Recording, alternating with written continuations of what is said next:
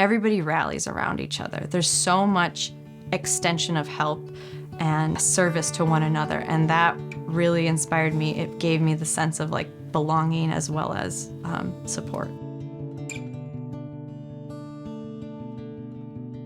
My name is Julie Benda. I'm an artist in Marquette, Michigan. And even though I do a lot of different things, have a lot of different mediums, I now define myself as a sculptural storyteller, narrative artist, and comedian on paper.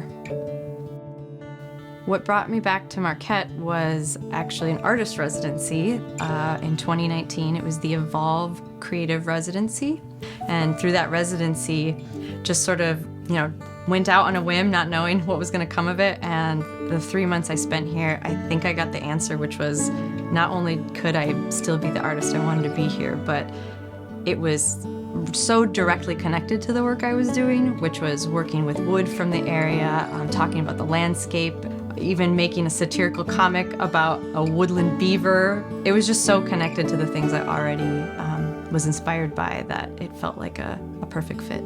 I always wanted to be an illustrator as a kid, and I think like lots of kids, drawing and drawing and drawing, but the images never felt complete until a title or words were with them, or perhaps even a poem. And it wasn't until I was in grad school that I started having these installations or small little additions to these artworks that had phrases, words, poems, and it kind of clicked into place that this is what completed it for me and made it make sense.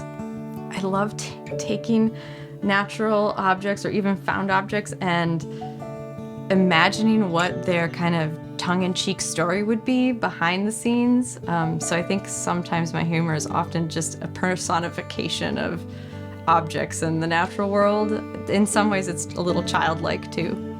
Stories shape our culture, and so in some ways I feel that I'm filling in gaps of the culture that either I needed or I want to see in our future.